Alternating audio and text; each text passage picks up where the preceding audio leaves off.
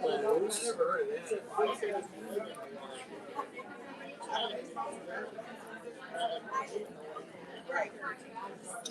Good. Good. You know what? The unions that work on the line, getting like the electrical union or the plumber union, the carpenter union, you work for the city. Well, you're making $55 an hour. You're not working too hard. And You got it? Is that government good? pension, well, they get the union pension too, so they can prove pension. We'll start off. So they got their money, you know. And then you're making $50 an hour. So you let them make it.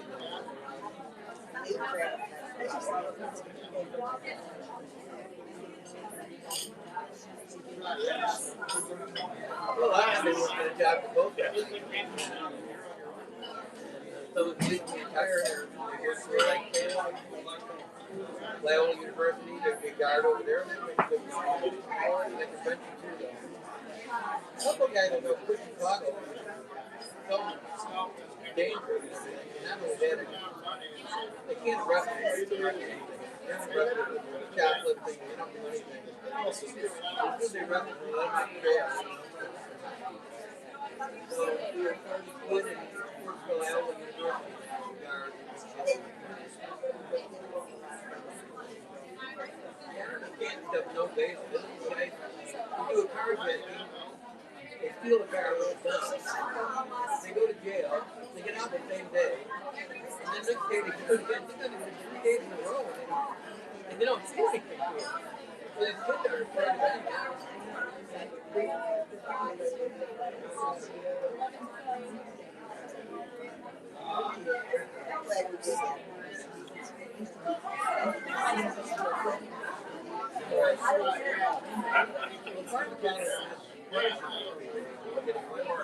Like, you know, they arrest somebody for murder, and you find out he's been arrested for 80 murders. I'm sure it's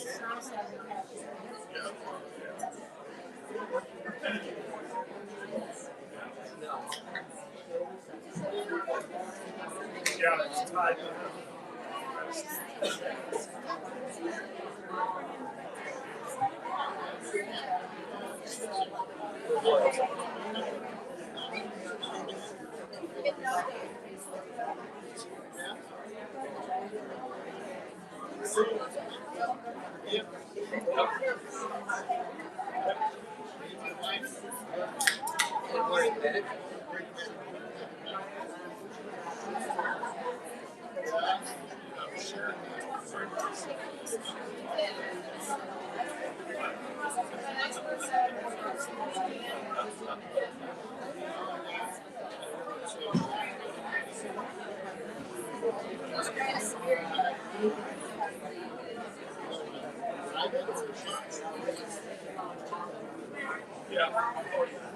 We did that.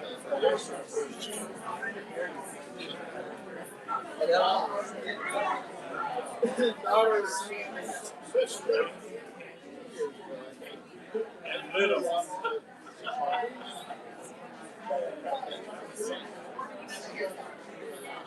Okay. What they do with that? Start to comment on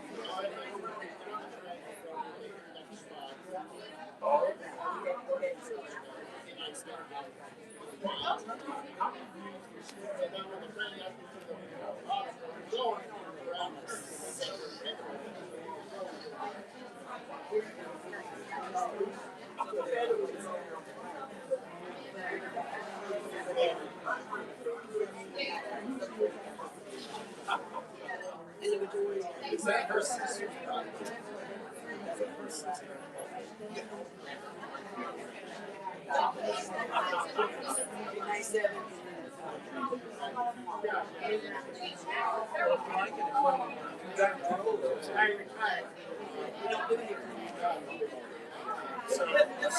So you're on lift.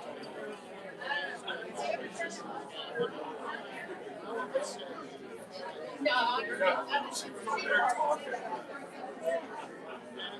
You know, one thing about the back surgery, years ago back surgery didn't work. My knee had back surgery. It worked really well. Now they're a lot better than they were.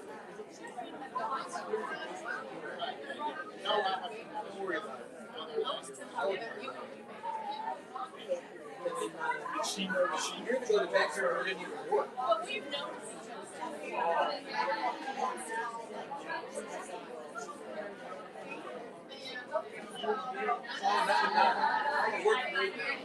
Now that you remove the disc and they put a spacer in there, I'm like,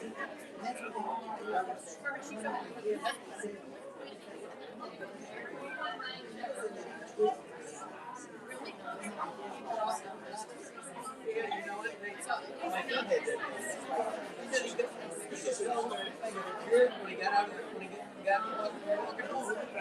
Like, they can do things now they couldn't. They used to try to put a, now they put a space in it. They did one thing. It's really amazing. I mean, he was really suffering. Well, I tell you one thing, if you get an operation, make sure you go the right way.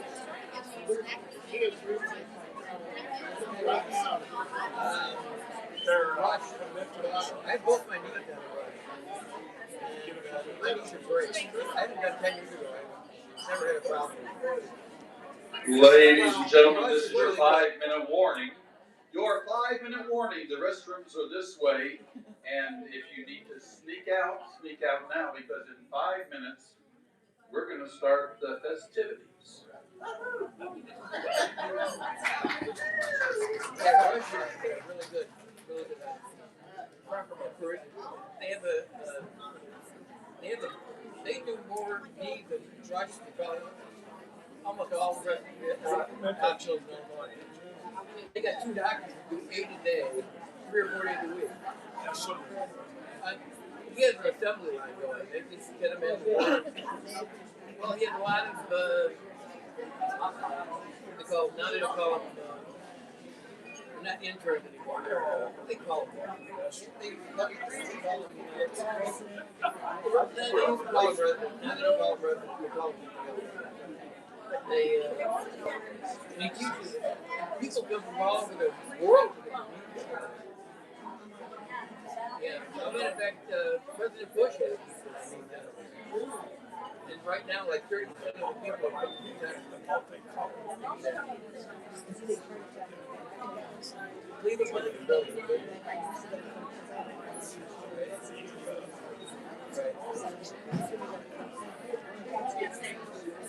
I think Cleveland Clinic is good.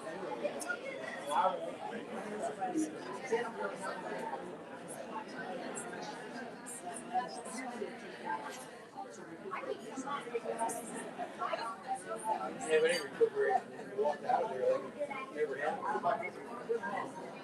Now, when I had my knees done, it took me a couple of weeks. I've been watching. I didn't think it was that painful. No, some people say it's so painful. The worst pain you ever felt. I was actually scared to get it done, but I couldn't walk anymore. So I had it done, and I didn't think it was bad at all. Yeah, I got it. Yeah, Cleveland Clinic is a good hospital. I went there.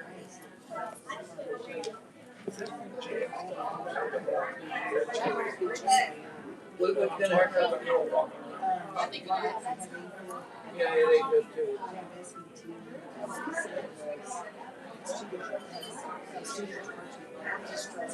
Yeah. Right. It's so sad. Life is so short. Life is so short. I've had 3 of them done.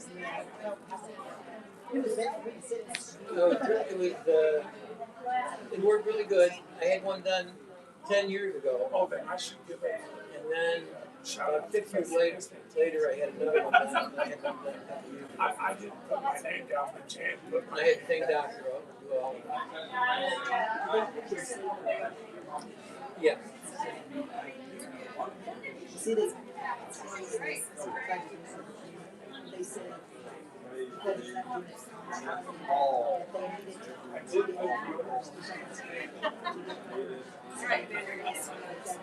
Right. Yeah, the inflation works. The inflation is different. When you go in the morning and you're out and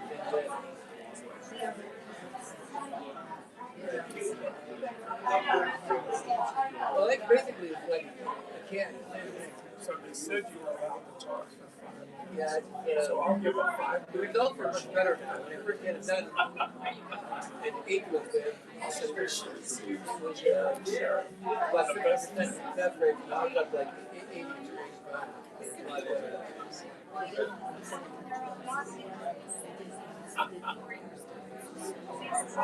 What I'll do is I'll take 4.5 minutes talking, and then I'll go, oh yeah, great man, she's nice.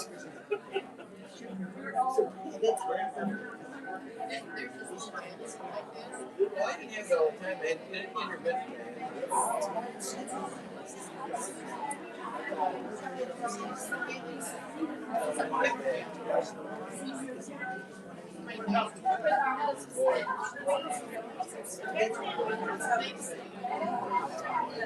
You're about due for another one.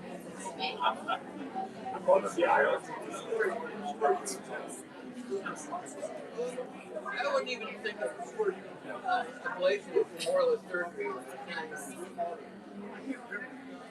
I mean, you just go up through your veins and everything.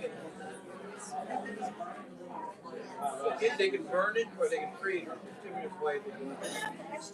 They do both. Yeah, they originally burn it, now they freeze it. So, I mean, I still get, I might get April, February, once a month for 1 hour.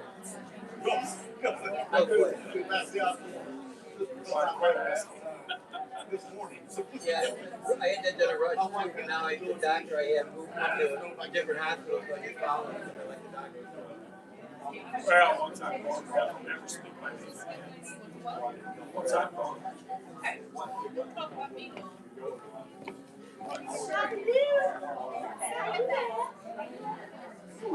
Well, you live in Texas too? Hey, how are you?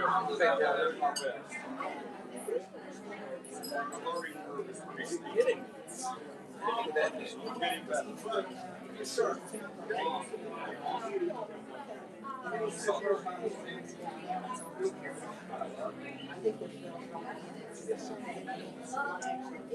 You live where you need to go to all yeah, the shops. my nephew moved to Tennessee, and he said Tennessee's a little bit warmer than Kentucky. Is it? It is. You don't have much of a winter at all. See, we used to. You know, your hair is different. I couldn't see his name. When you start talking, I knew it was. And I think it was you all. my nephew said that when they get snowfall over there, nobody knows that.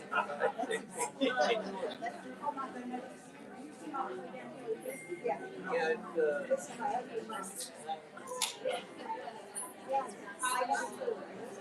Yeah, they were big. he said you stay on the road when you snow down there. There's so many bad drivers.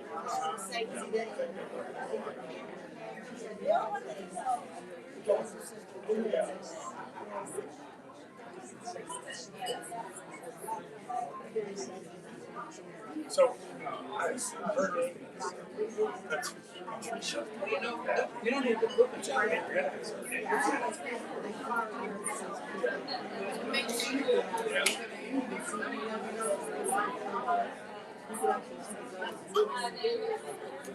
I am so.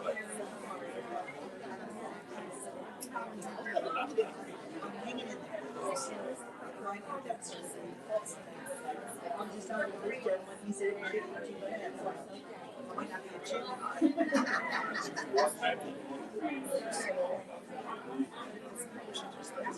Has to be done.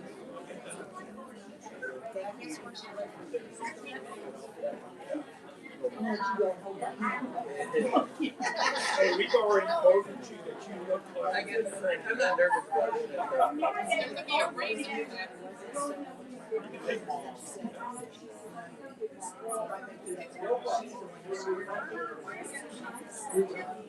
Well, you can have to prove it before you can get it. Thanks. Happy to be here. Well, the ablation is nothing. You don't have to worry about that. You wake up and like Nothing. Check, check, check. Everybody hear me? Yay. I'm just going to get a birthday party started.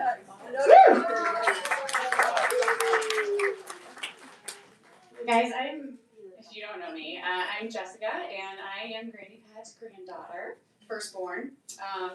And I just wanted to take the opportunity to welcome everyone today and to thank you from the bottom of my heart, from the bottom of my mom's heart and my grandmother's heart for coming. It's really special that you guys made the trip.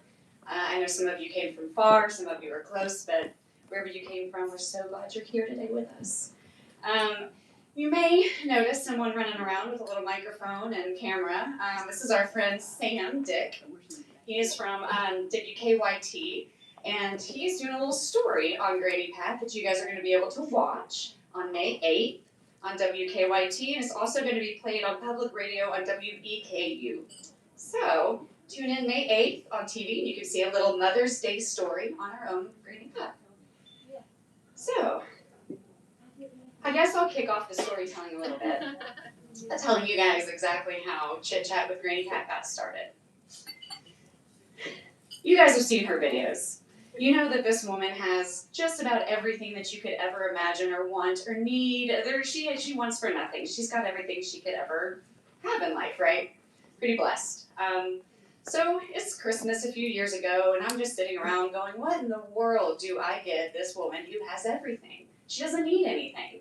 Get her another pair of fuzzy socks. That seems, another blanket, a nice shirt that she probably will put in her closet and not wear ever. So I was just like, well, I'm going to think a little different this year. Took me a little bit of time to figure it out. Christmas morning, I woke up, and she's coming over to the house, and I'm like, I still haven't gotten my grandmother anything for Christmas. What am I going to do? So I started thinking, she's always wanted to tell her stories to a lot of people. She's written a couple of books. She loves storytelling at different locations, going around and letting people hear about her past, her family, her history. So what if we gave her a little platform to tell her stories to everyone? So I jumped on my laptop that Christmas morning and just had it must have been a God wave of some kind of inspiration, but I was like, what could I name this? Chit Chat. Kind of rhymes with Granny Pat. Huh. And she does chit chat quite a bit.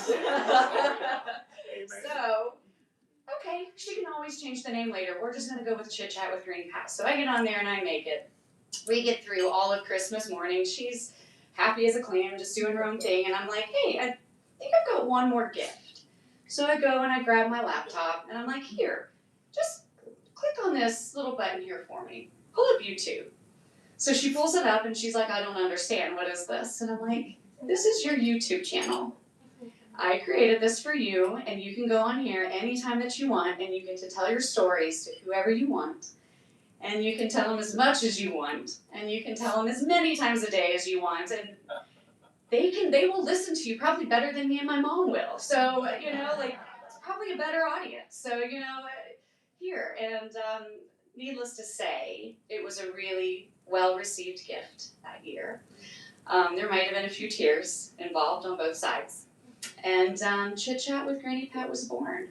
There were some growing pains along the way. I don't know if you can imagine, but Granny Pat's not exactly very technologically inclined. So, there was some growing pains. I came over, helped her get it all set up, showed her how to record on YouTube, and the rest, I guess, is history. So, how about we get this thing kicked off? And how about we all sing happy birthday to Granny Pat? Granny Pat, will you stand up? Yes? Please? Oh. Okay. All right, guys, let's sing happy birthday on the count of 3. 1, 2, 3. Happy birthday to you. Happy birthday to you. Happy birthday, dear Pat.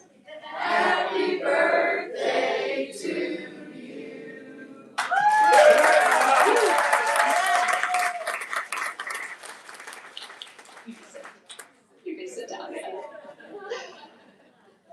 Thank you all so much. I'm going to have my mom come up.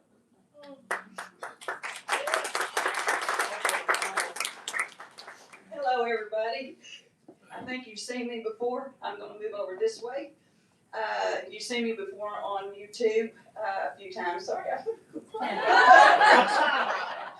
don't make me cry. I'm thrilled with the turnout. I'm absolutely thrilled. Don't you cry. I'm absolutely thrilled with the turnout here. I was so afraid that I might have like 20 people show up or something, and obviously way more than that. My mother is a storyteller. Well, let me rephrase that. It's in the family. It is flat out in the family. Because you just heard my daughter, and she just winged that. I have two aunts here, by the way. I've got my Aunt Jeanette. Can I say your age? She's 97. And I have my Aunt Wanda over here in the Caribbean Beach, and she is 92. And then as of tomorrow, she will be 90. So we have longevity in our family. My grandmother, their mother, lived to 101, and the only thing that gave out on her was her body. It just, her mind was absolutely perfect. And I can remember as a kid, and I've probably told you all this before on YouTube, and if I have, I repeat myself a lot. Just ask Jessica, she'll tell me. But all the time. But I remember my favorite time was going to Corbin to my grandmother's house and listening to my aunts. I wanted to be with, am I right? I've got my cousins here. Am I right? We sat in with our aunts and our uncles, and we listened to every story, and they were the funniest people. And I enjoyed that so much. The memory, sitting on Mama's front porch, the swing, trying to figure out at holidays who gets to sit at the adult table in the kitchen. Am I right? Tim? Yeah. And there was one chair. And the rest of us got put out on the back porch to eat at the children's table. So, yep, sure did. So we love the stories. So storytelling is in our family. Talking a lot is in our family. Amen. I've been told. So anyway, thank you everyone for coming. I really appreciate it. Now, the storytelling with my mother on YouTube started with one Stephen Holland, who's sitting over here. Stephen, please feel free to come over here with me.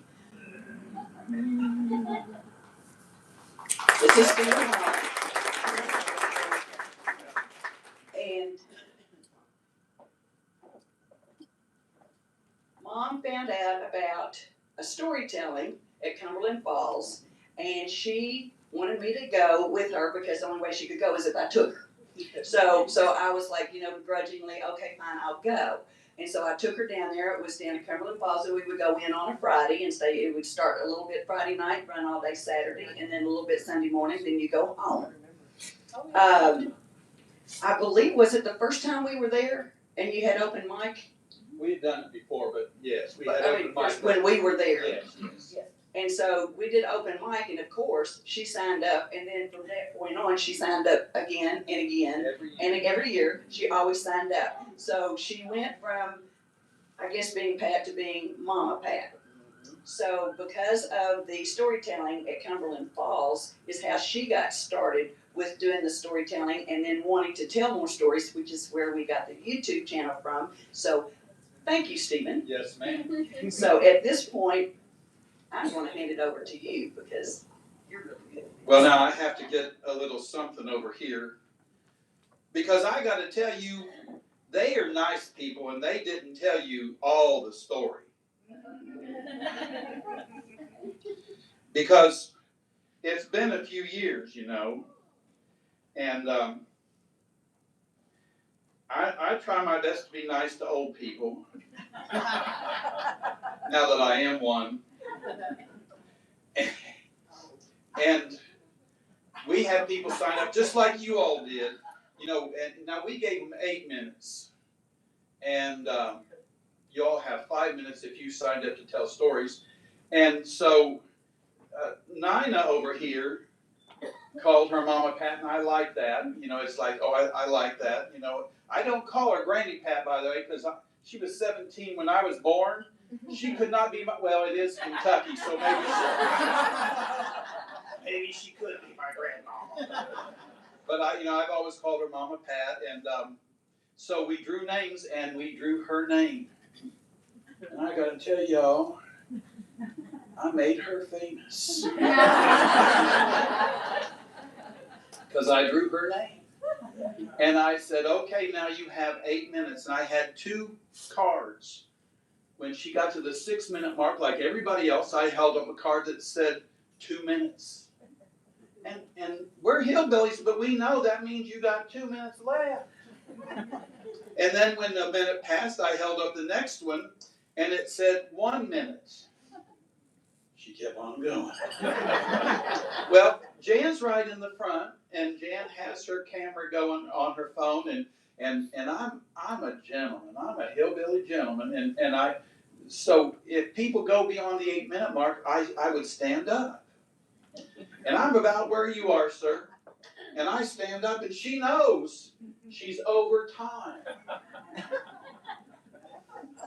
And Mama Pat keeps on going. So at the 10-minute mark, I stepped closer. And she kept on going. At the 15-minute mark, I'm about right here. And she kept on going. At 24 minutes, I am standing right here. Now, you all listen to her. You know she ain't stupid.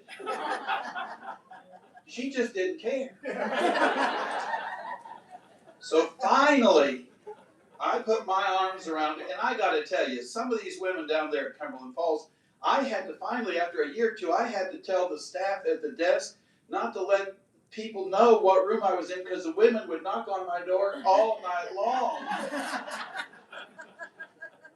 And Mama Pat just, she was right in there. There was 18 of them one year. Mama Pat was leading the pack. Can you come out and play? It's like, no.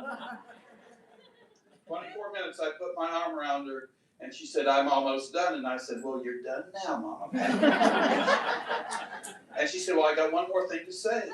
And I said, you got 3 seconds. And she took about 57, 58 more minutes. So I thought, she'll be back. How am I going to stop her? So at Halloween time, the next Halloween, because this was in March. No, it was Thanksgiving, because this is a Thanksgiving turkey. Mama Pat, I thought it was a chicken all this time, but it's a turkey. I should have known. So, see, she's taking over. Did you see that? It's not your turn yet. And I asked her sisters if they would maybe tell stories, and you know what? Mama Pat didn't. They ain't allowed to tell stories. Well, you're not in charge right now. She thinks she is all the time. So the next year I came back, and nobody saw this until Mama Pat got up. And I held up the 2 minute, I held up the 1 minute, and when 8 minutes on the nose hit, and she said, I'm almost done. And I said, and from there on out, every time we had a storytelling festival at Cumberland Falls, the squawking turkey, I almost said squawking chicken, but I'm sorry, I lied. It's a squawking turkey. It would come, and other people got it occasionally. But every time, every single time, and Jan asked me to bring it. Because some of y'all are going to want supper after a while. But I got to tell you the sad part, and this is heartbreaking, and I did make her famous, but I almost killed her also. Because here's what happened. The last year we were at Cumberland Falls. One of my dearest friends from high school and his wife, I went to high school with both of them. He's a Southern Baptist pastor at a Christian church in Corbin, Kentucky. I don't know how that works. But he is. And Mama Pat was standing there talking to him. And she turned right quick. And she went down like somebody had hit her in the head with a hammer.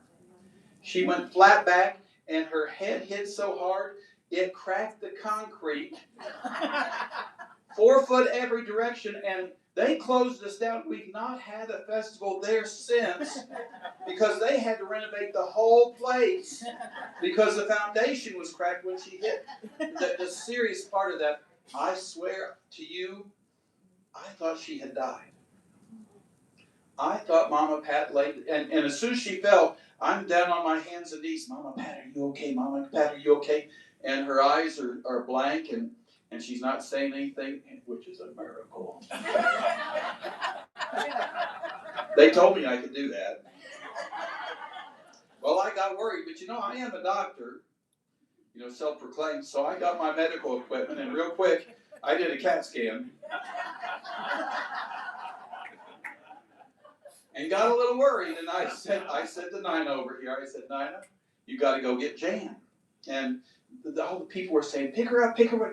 And I said, no. Well, she finally came to, and I said, you're all right? She said, yeah, help me up. It's like, no, you're not the boss of me. So we really did have to call the squad. I think they got them from Bug Tussle, Mama Pat. They were the worst EMS squad I've ever seen in my entire life. But, she laid there, and they were saying, pick her up. And I said, no, you can't move her. Because she was hurt. And you did have a brain bleed. Yeah. They found out later on that's what happened to her. But she did have a brain bleed, and we were scared. We literally, for 3 minutes, she did not move. And I'm going to tell you something you need to know for the future. I have a yellow pad back here. One of the things we're really hoping is that this could become a replacement for our storytelling in the mountains next year. So here's what I'd like for you to do. Yeah, baby. They're pumping fists back there. It's like, So here's what I'd like for you to do is, as you're wandering around after Mama Pat gets finished, and we're going to do some storytelling right now, then Mama Pat is the last thing. How long do we have this place for? The day. So what time does day end here? The day. But we're going to draw some names and give you 5 minutes to be famous, because I made her famous. We may do the same for you, but we'd like your name and some contact information, because we'd like to let you know when we're able to figure out that we are going to be able to do this. And come here, you can stay here. There's other places you can stay. So your choices are going to be to come here, stay here at Boone Tavern, or maybe stay someplace else, or maybe just drive in if you live close. And we'll get Mama Pat back, we'll get other people back, and we'll have a storytelling festival, because what we want to do is preserve what Jan was talking about. I grew up in eastern Kentucky, Clay County. Somebody said, where is it? Well, if you know where Redbird River is, Double Creek is off Redbird River. That's where my family lived. In 1805, they came here. I sat, and I was a little nearsighted boy that, didn't play baseball or anything, and I sat and listened. I'm the little boy that listened. You all listened, and I remember that stuff. And we want to preserve that oral tradition of Appalachia, is why we want to do this. 82 years ago, by the way, my daddy left high school here. It was a settlement school, Berea was, high school and college. He left here on the way home. He found out that he had a draft notice, and he didn't pick it up. He went home, and the next day he went and joined up in Richmond, I'm pretty sure. He joined the Navy, and he served 2 years, the last 2 years of the war, as a CB. Never was able to come back. And when I graduated from high school at a settlement school in eastern Kentucky, Clay County, Daddy wanted me to come here. But they made $900 too much. Now you think that sounds, you know what their total income was on their tax forms was a little over $7,000. And in 1971, that was $900 too much. So I ask people a lot, and I'm going to tell you a story about why I think you like to listen. For two reasons. Number one, we're lonely. COVID made us lonelier than we'd ever been. And we didn't have, COVID stopped our storytelling for a couple of years, then we came back. We actually met in a shelter at Cumberland Falls and sat 6 feet apart and told stories for 2 years. Several years ago, I was at an event in Dayton, Ohio, and we were telling stories and talking about the way things used to be. And people were sharing their, and I was doing what I'm doing right now, Mama Pat, and I was the MC, and I said, is there anyone else? And way back in the back, there was a lady that raised her hand, and she said, I have a memory I'd like to share. And I said, okay, go right ahead. But you gotta come up here. So she came up and I handed her the microphone, and she said, when I was a little girl, my mom and daddy both worked. Daddy worked in the mines, and my mama worked at the company store. And they got chits, C-H-I-T, and they were paid with chits, and they had to pay with their chits at the company store. They couldn't use them anywhere else, and they would leave before dawn.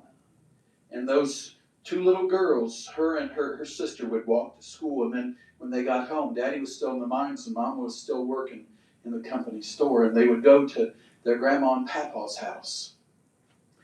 And she said, you know, the way that it was back in the holler where we lived, Mama and Papa lived here, and then there's a valley, there's a dry branch that ran through down in the middle of that valley, and then you'd have to go up the hill, and up the hill right over yonder was our house. And we sat on the front porch in the evenings, and Mama and Papa would talk about things and tell us stories about family and about ghosts and spooks and haints and boogers. Oh, we got so scared. And we would watch because there ain't no lights on over to home. And all of a sudden, just one moment, we'd hear the rumble of my daddy's old truck as it was coming up the creek in that holler. And we'd see the lights as it was going up the hill. And we knew that was Mom and Daddy. And they went in and they would light their lanterns. You know, they were coal oil lanterns is what they would light, and they would put one in the window. And we knew that was home. And we thought that was wonderful. You know, made you have some goosebumps standing up and things like that. And that was good. She said, but here's the thing you need to understand. We were at Mama and Papa's house. And in the dark, we had to go down the hill, two little girls. Go down the hill. If it had rained, we had to walk through that creek that only ran when it rained, that dry branch. And we had to walk up the hill by ourselves in the dark, holding hands. She said, and Mom and Daddy knew that Mama and Papa told scary stories about ghosts and spooks and haints and boogers.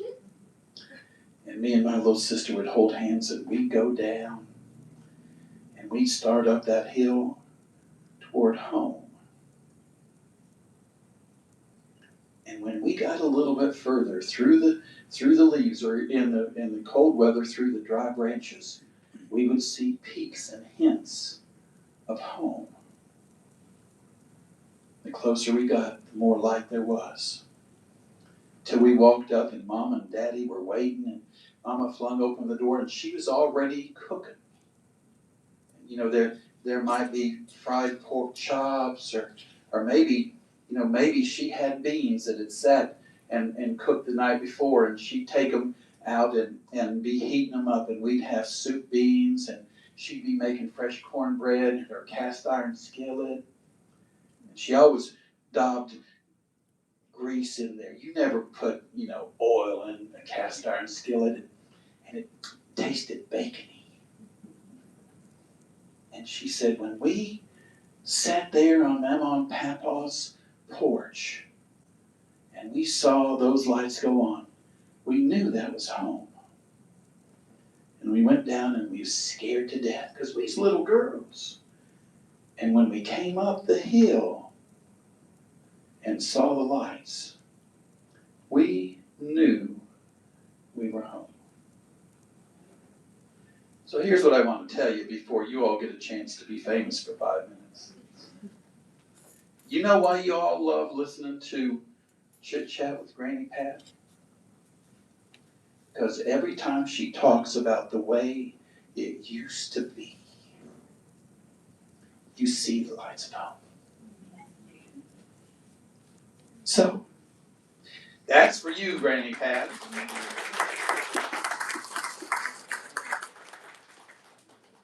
So now, you know what we're going to do? We're going to let you all tell. It doesn't have to be about Granny Pat. You can lie, cheat, and carry on. And I'm going to tell you, if I happen to draw the name of somebody related to you, you ain't allowed to say a word. Hey, Stephen? Yes, ma'am.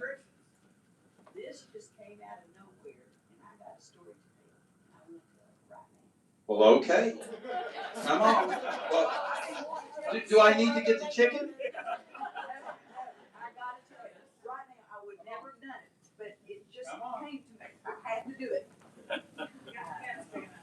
Do I need to? You need a CAT scan? No. Huh? You need a CAT scan? No, no, thank you. Okay, I've been wanting to tell this story for a very long time. And the reason I'm telling it today is because my cousin Tim is here, and he's part of the story. And I want you know what I'm telling. Yeah, I know this one. Okay, we were at, man, you're in the story, Jeanette, and you, and me. You remember the creek next to Mama's house? I can remember, because I always, all my cousins, except for Ted, of course, but all my boy cousins, were older than me. And I always followed them around, and I just had this big old crush on them because, well, you know, I'm from Kentucky, so that's what you do. So anyway, so we're over there. We always played in the creek. We always caught crawdads, salamanders. We would walk in the creek. We'd go under the bridge and hang out under there. But one day, Tim and I, but mainly Tim, it's his fault, not mine, because I was. How old you were? How old was I? About 10. Okay, I was 10, and that would have made you 11.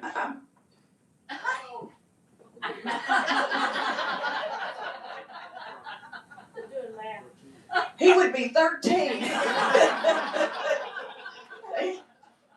Okay, got it. 13. Okay, so me following him. So what we would do, and do you remember? We would go across the creek. We would go all the way around. Then we would hang on to the branches and climb back, going this way with the water behind us, and hold on to that. Go back up, go back around. We would grab a hold of those, and we would hold on, come back. We did that 3 or 4 times until the branch broke, and I went flat back into the middle of the creek with you there. The two of you, I believe, were on Mama's back porch. And I came walking up the hill like this. And I was sobbing, and I was so embarrassed because, number one, I was with my cousin Tim. I was soaked, covered with mud, and then they had to strip me on the back porch because I was covered in mud. Excuse me? Did I do something good? So anyway, do you remember that? I've got the pictures of you.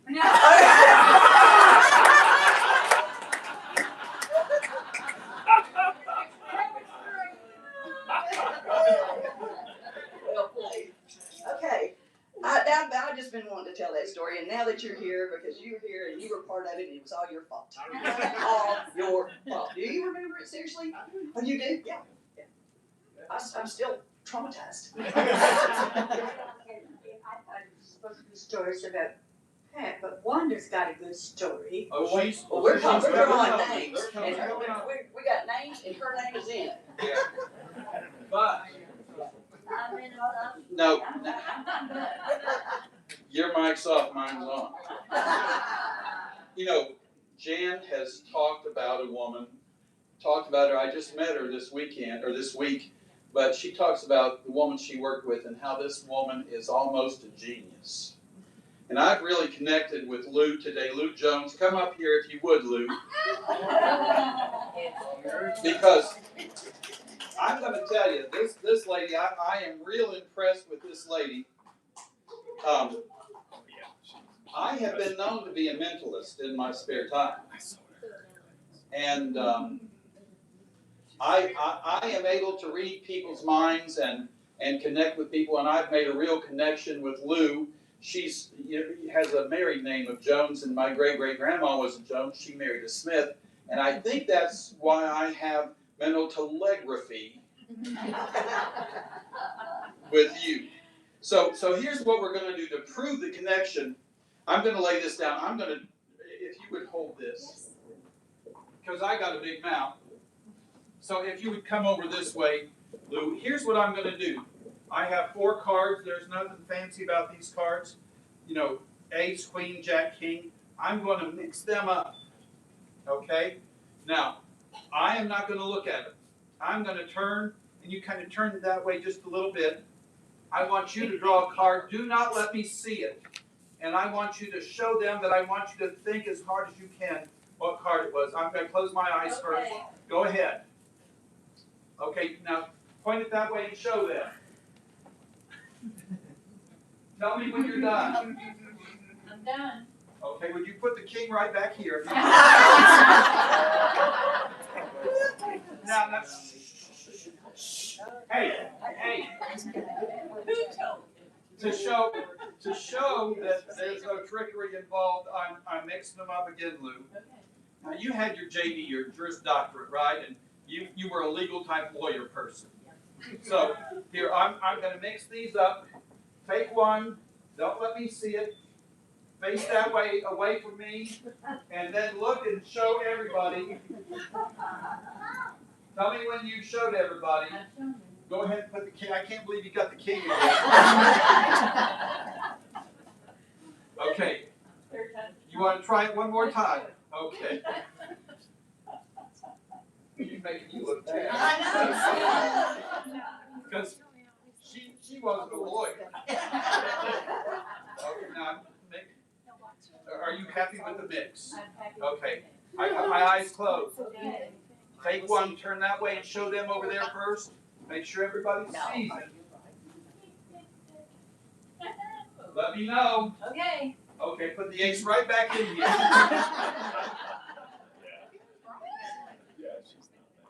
Not be as smart as you told me she was. So, Lou, I want to do this in slow motion. I have to be careful using my low voice because there's women. I dare not say hello, darling. That's one of the reasons they closed us down in Cumberland Falls. No, wait a minute. Pushy. I'm going slow motion. Lou, take a card. Thank you. Now watch me, Lou. Look at it. Show everybody. Tell me when they've all seen the ace.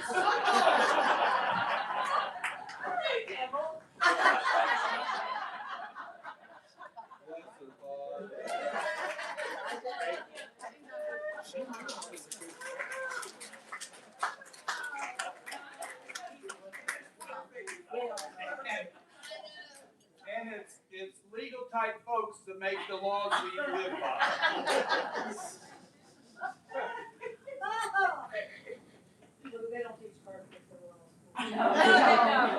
Mama Pat, pull a card out. It's not your turn yet, just pull a card out.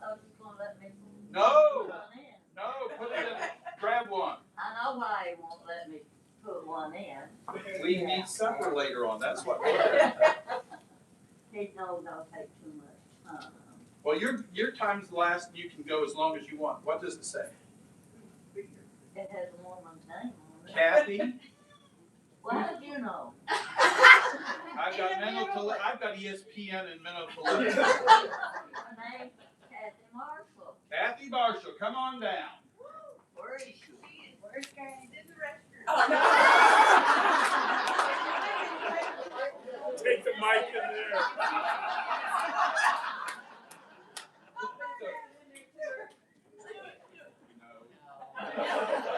Maybe sounds we don't want to hear. We'll sit her to the side. Kathy, how about Aaron? Oh. Oh, that's you, so Kathy's next. Oh, okay. Come on down. Or does she want to wait for her? So Aaron, you go, and then Kathy in 5 minutes, and you get 30. Hey, Tim, I want those pictures. Right over here. Tell us who you are, where you're from, and then take off. Yes, it is. Maybe it's not. I turned it off. Oh, okay. My name's Erin. I brought my mom with me, Kathy, and we're from Georgetown, Ohio. And basically, I started watching Granny Pat a couple years ago on YouTube. And I don't have a YouTube channel. There's no way that I like to be behind the camera. And I'm nervous, so I'll hurry up. But I'm so thrilled to be here. Happy birthday, Granny Pat, 90th. That's amazing. The reason I felt connected to your YouTube channel immediately is because I am very close with my grandma. I lost my grandma in 2017. Her name was Barbara Burris, and she grew up in Decatur, Ohio. And it just seemed like she had a similar upbringing that you would have had, and I loved listening to her stories. And when I started watching your YouTube channel, it made me, the first thing I thought was, why didn't I make a YouTube channel with my grandma? Because, and it's wonderful that you helped her make one, because back then in 2017 or 2016 when I lived with my grandma, Snapchat was popular. We would watch YouTube videos together, and we'd look up like Hee Haw, and shows that she grew up on, and we'd watch the little YouTube channels videos. But I just wish I would have started a channel with her, because that way I can look back at the stories and refer to them, and a lot, like, for instance, one video or one story that you have in your book about the refrigerator, your first refrigerator. I thought that was so funny, because Grandma would talk about how they had an ice box, and ice delivered, and her first refrigerator and her first television was very special in the family. She grew up on a farm, and they didn't have much, but what they did have, they were rich as far as life and family and friends, and they were very close as siblings. And I was an only child, so my grandma spoiled me rotten, and we were just so close. And so, I'd watch your videos, and you'd have on like the same robes that I would buy my grandma, and the cute glasses, and just I would listen to all the stories. I've got all my employees are hooked on you. Brown County Health Department. Everyone knows of the videos. I stop and show everyone, and I said, I'm meeting someone famous. I'm taking off work. And so yeah, everyone at the health department's like, you go girl, shut your phone off and go meet Granny Pat. So I'm just thrilled to be here. I'm thrilled to meet all of you, and thank you so much. Happy birthday, Granny Pat.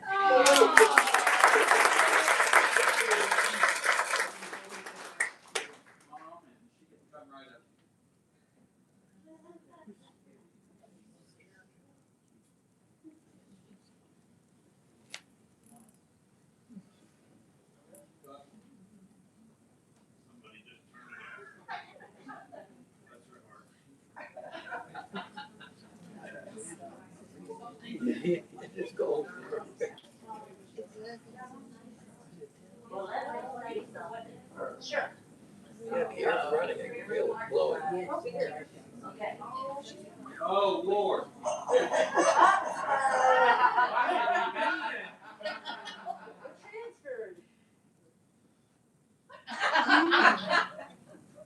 Well, I forgot what I was going to say. I swear to goodness, I forgot.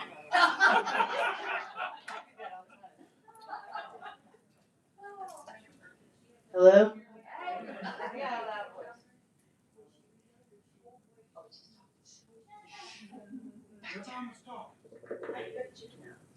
Okay,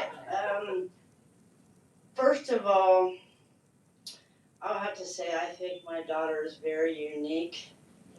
She's educated me on some things I never knew, never thought about, never cared about. I do know this, when she was born, I thought immediately that she had an old soul because she was an infant, just home newborn, and she was putting her head up and looking around like she was like, I'm back.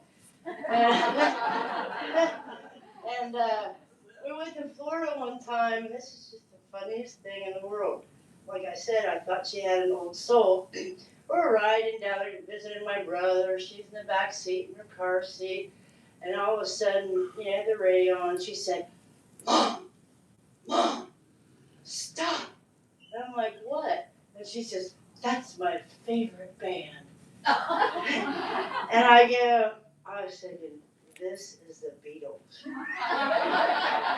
And I'm thinking, how do you even, it's like she knew that was her favorite band. And this, like, yours was like 40 years later. And the first time she ever showed me your videos, she goes, look, I got something real important to show you. And I was like, what? And it's just funny. In reality, she's probably about your age, honestly. In reality, that's what she is. She loves all the same things my mother loved, the Golden Girls. She learned so much from Mamaw because she didn't just take what she was doing right now.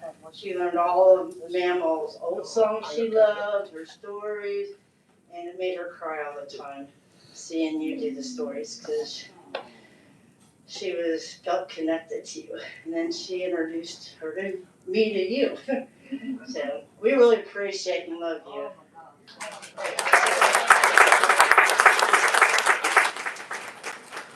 All right. There's one I want to pick up. Oh, here's one. Wanda Estep. Huh. I wonder how that one showed up so easy. Your turn, girl. And Wanda, do you need a chair, Wanda?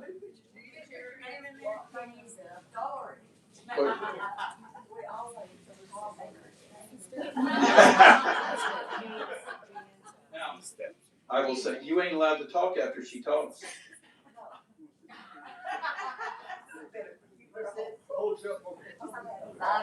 Here you are. She's an E-step, I'm watching.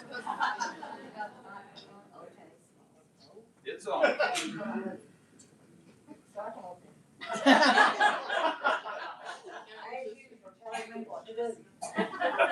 And I'm older than she. No. Yeah, I am. When Pat was little, I'm 3 years older than she is. She didn't know what her name was. Her name was Patricia Faye Pat. Patricia Faye. We call her Pat. Anybody asked her what her name was, she said, Peachy Faye Pat. Peachy Faye Pat. Well, and another passed on to that. We were about 5 and 7, something like that. And we had a huge yard, but we had a push mower, all kind. And I decided I wanted to ride on that mower. So we just flipped it over, and there's that roller. And I'm sitting on the roller with my hands back like this. and Pat is pushing me. Well, what does Pat do but whack me into my figure? Well, I start screaming bloody murder. She killed me. She killed me. And it was blood was pouring everywhere. Mom comes running out, and of course, my mother was a doctor. I mean, way back when. You get the Vicks side out, it'll cure you. It's true. Your mom was Vicks side having some gauze or a rag or something. It scared her to death. She would, underneath our house was a coal pile, and we had a pile of coal under there.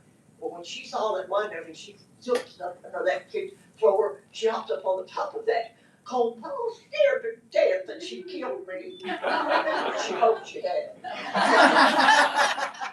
Anyway, she was scared to death to come out because she thought Mom was gonna beat her to death. No, we don't beat up on Pat. But anyway, when Mom got through with my finger, I went down and Pat sitting up there scared to death. I'm going. And one more thing, let's tell that Dan. When Pat and I were teenagers, we had the chore of every night, the supper dishes. One night I'd wash, she'd wash, dry. Or, back forth, I'd wash, she'd dry. But there was no dishwater in that kitchen than there ever was in the dishpan, because we were slinging it back and forth, back and forth. So I remember when I bought Belmont's house and was remodeling it, we were there and the contractors were pulling the paper off of the wall and all that stuff in the kitchen. Well, there was about 7 or 8 layers of wallpaper. Instead of pulling it off as they put the paper up, the new paper, they just papered over it. So Jan was real thrilled about all of that. But the reason I can tell you that there was so many layers of it is because of the water that came out of the dishpan. It was slammed against the wall. And they just never took it off. They just kept papered over. But yeah, she is my favorite youngest sister. Just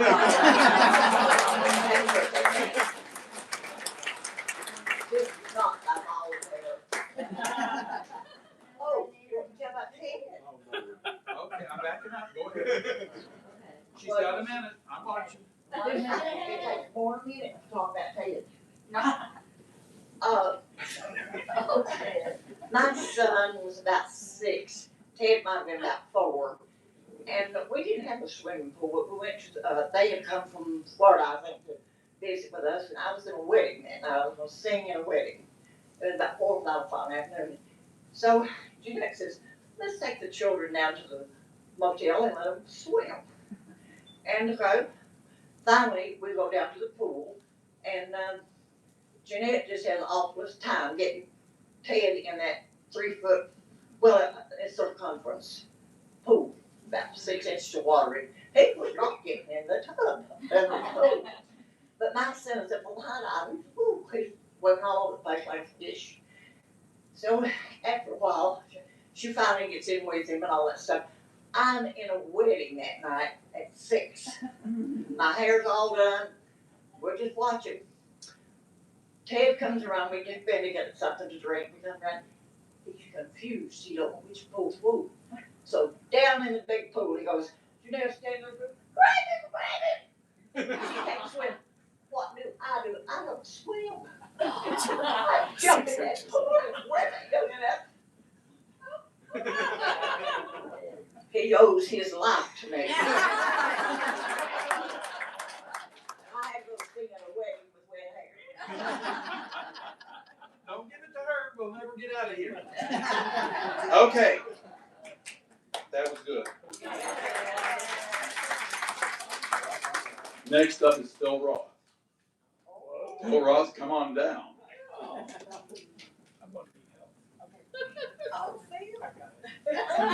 That's what I said. Weren't you listening? You knew who he was. I don't know where the Bible did you kiss.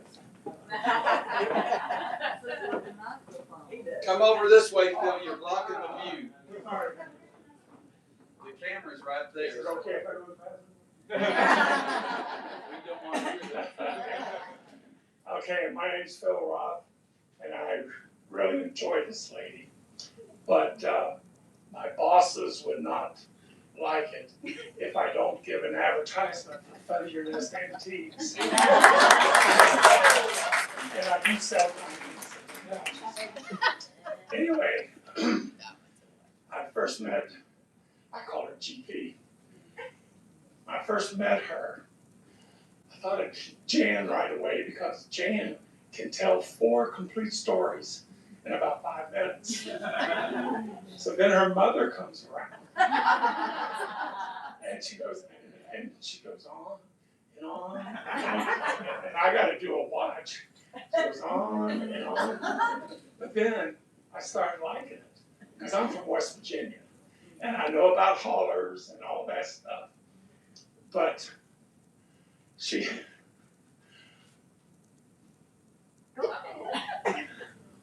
no, the thing is what makes her so good to listen to is the tone of her voice. I mean, she can be as slow as she wants, but it's the tone of her voice that draws you in, just like my grandmother that did that to me. But I did, there was this big crystal Christmas tree that she made that was for sale at Feather Nest.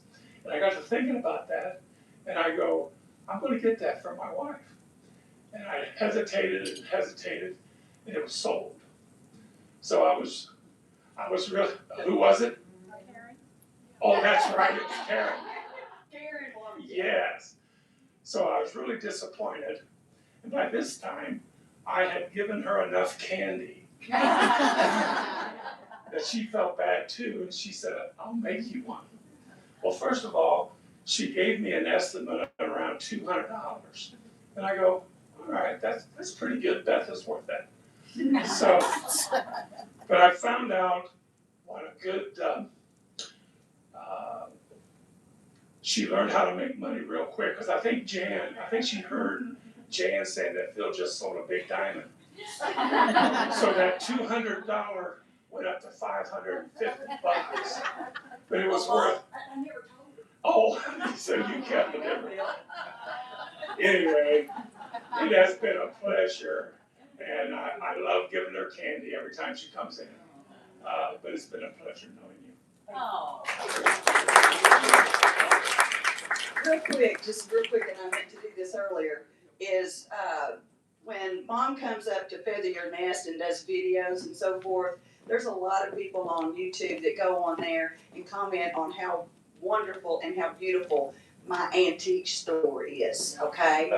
I would love to take credit for the whole antique store, but I cannot. However, the 2 ladies sitting over here at the table with Phil, we've got Geraldine and we've got Sharon. Now Betty's not here today because she's kind of broke her hip. But anyway, but these are the actual owners. So I don't own it. I have 4 booths there, but I take pride in that store, and people come in and they tell me all the time how much they just love my store and how beautiful it is. And I think our store is one of the best. And oh, by the way, one of the other dealers is sitting right over here, Susan. Okay, Susan's over here, so she's one of the dealers there too. So I just wanted to make sure that everybody knew, it's not my store, it's their store, but I take pride in it, just like they do. Now, I need to ask something, for an important reason. Is there any fellows here that know CPR? Any women that know CPR? Oh, good. Because I don't do CPR on folks anymore since Cumberland Falls when Mama Pat fell.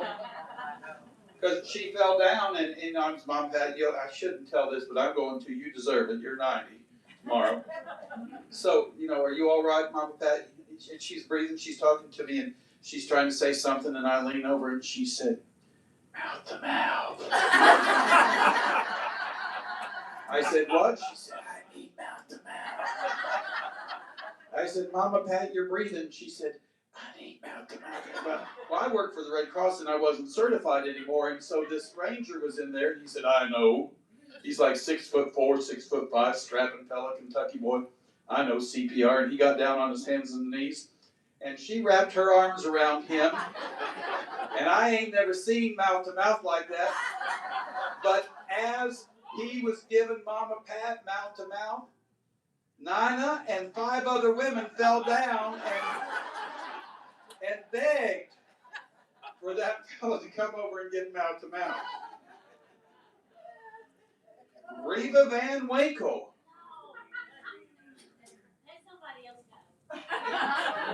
Well, you think about it after a bit, Reva? Okay. My daughter just called me and told there was a bank robbery in Maria, 2 were shot. Oh. And they shut part of the town down. This is Maria. That's here.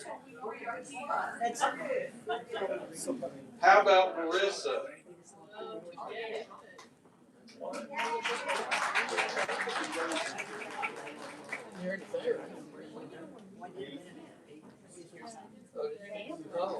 I am not like a huge storyteller, so I'm not going to be as interesting probably, but I want to quickly just say how I met Granny Pat. My name is Marissa. I'm from Georgetown, Kentucky, and I had just finished with a workout with my trainer, and he just about kills me. So I was sweaty and gross and red-faced, but I decided to stop by Home Goods, and I was just pushing my cart around, and you know where like the pasta is and the jams and all that stuff. There's just this cute little woman just looking at all the stuff, and I didn't want to ask her to move because I don't ruffle feathers. So I kind of just waited there for a little bit, and then she noticed me and she turned around and said, "Oh, I'm so sorry. I didn't know I don't know what she said, but it was something along those lines." And next thing I know, we were talking in the aisle of Home Goods for an hour, at least. And it's not just because she loves to talk, I love to talk too. So we just kept on talking, and sometimes people would come in and say, we need to get by. But I fell in love with her immediately, and knew we were soul sisters. Like, we both loved decorating tables, and doing, little things like that. Of course, we're both at Home Goods. But I wanted to tell another story about stores, because I like to go into stores. And this one is when I went to Michael's. I was about 8 months pregnant with my 3rd child. I had my toddlers with me, a 5-year-old Jocelyn and a 4-year-old Landon. And Amanda knows them, my friend back there. But she knows the older version. They're both very friendly toddlers, super sweet, but they talk to everybody too. I guess they take that after me. But they talk to everybody, so I just have to keep them real close to me, but I'm pregnant, so I can't move very fast, but I had to get something in Michael's, and I don't even remember what it was, but my hands were full, and we're at the register getting ready to check out. I'm just happy that we survived the few minutes we were in there. And of course, like all little kids do when they get to the register, "Mom, can I have this? Can I have that?" And Landon, he is the cutest kid. Like, his cuteness kept him alive because he was crazy. He has this bright red hair, and just so beautiful and so cute, and just cute personality, big brown eyes, and just so cute. And he just looks up at me and he grabs a candy bar and he said, "Mom, can I have this?" And I said, "Not right now, we're not gonna get candy, we're not gonna do this." And I said it over and over again. And then this guy gets behind me in line, and unlike the sweet Granny Pat when I met her, he saw my son holding the candy bar, and he said, "Run, boy, run." So what does Landon do? He takes that candy bar and he runs off into the aisles of Michael's, and I'm pregnant, my hands are full, I have my other toddler, and I just go running and he just laughs. And yeah, no one helped me, but anyway, we got him. Yeah, we caught him eventually. I did. But anyway, that's my little story that I wanted to tell. But one thing I did want to say is, you know, we go to stores all the time. We walk by people and we meet people throughout our day. I think it's so important that we just stop and say hi and get to know people. I just think of what I would have missed out on if I hadn't ran into Granny Pat, and I'm so grateful that I found her channel, and I love her stories. She reminds me of my grandmother too, also a storyteller. So that's my story. So talk to people.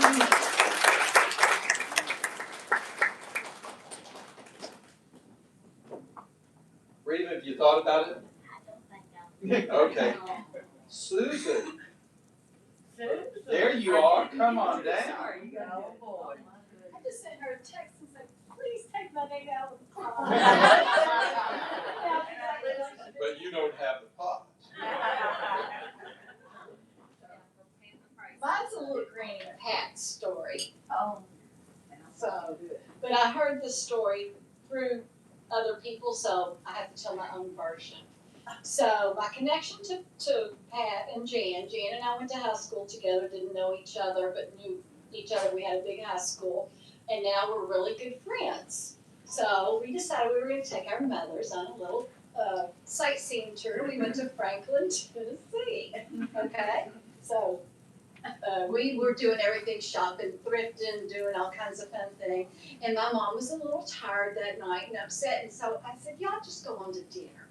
And they said, are you sure? And they said, yeah. Well, they had dinner and they're walking out. And Granny Pat's walking out. She's like, Jan, look at those two over there. And Jan's like, oh, yep, yeah, those are handsome men. So then Granny Pat starts walking slower. And Jan's like, Mom, let's go. And then all of a sudden Granny Pat, Stephen stole my story. Bam! Face first on the floor. And Jan said, oh my gosh, Mom, let me help you. Get away from me. Mom, let me help you. Get those guys. And she said, Mom, excuse me, can you help my mother over here? So they come running and help her, and Granny Pat's like, oh, I think I'm okay. But anyway, that was my Granny Pat story. But we said, when she got back to the room and was telling us, we said, that is not a very good way to get attention. You could have cracked the concrete. I said, don't do that again now. So, that's I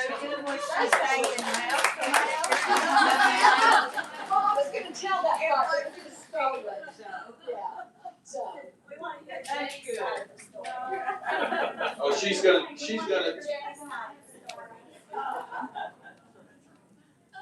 Roger McGregor.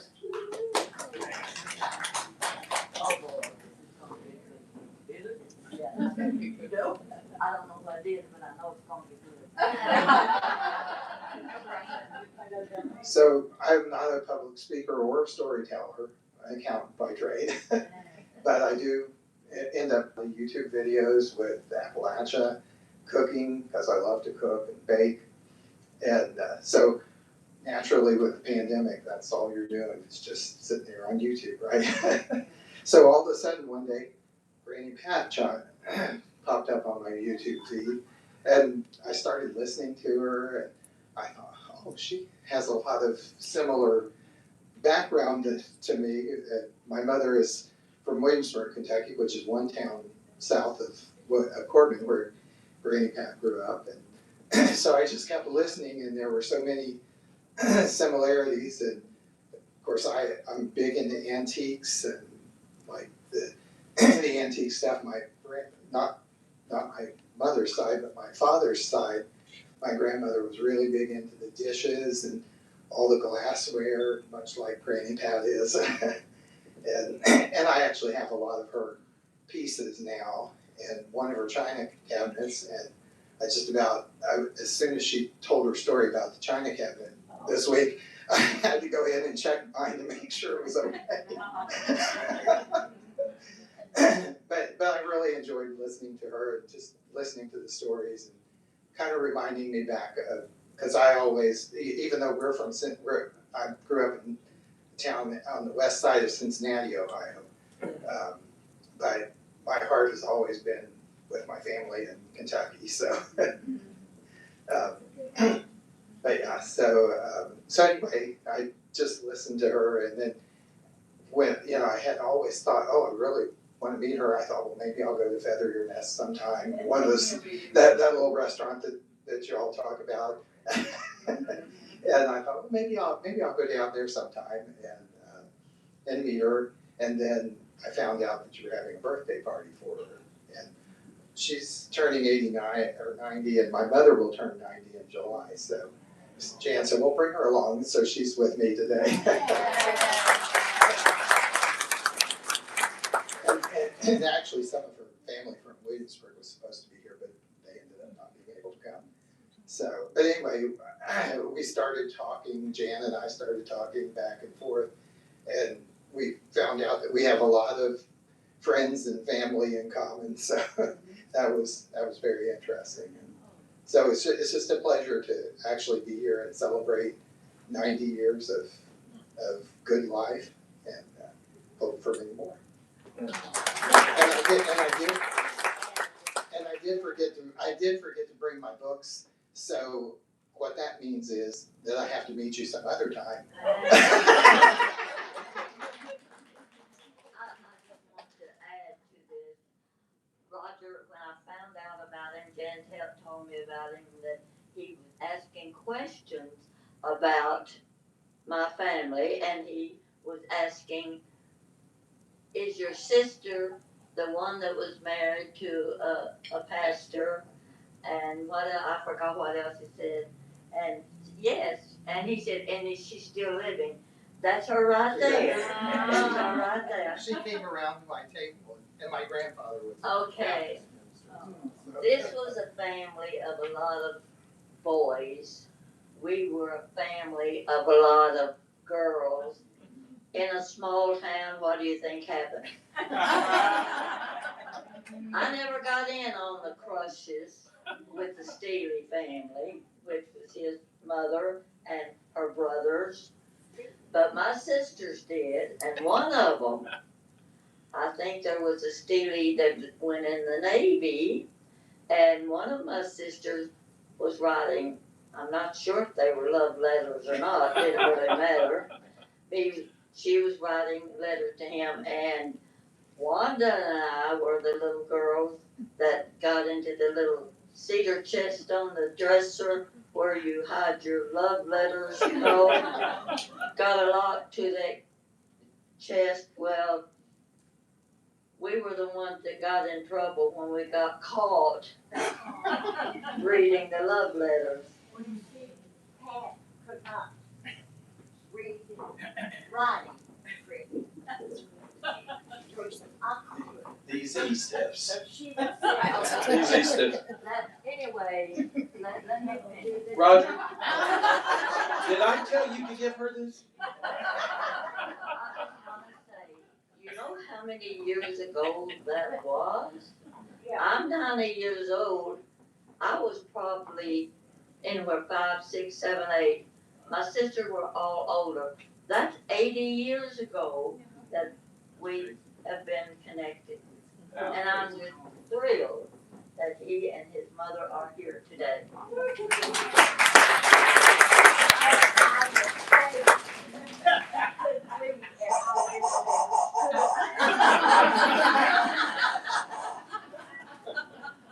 Before they start again, how about Ted?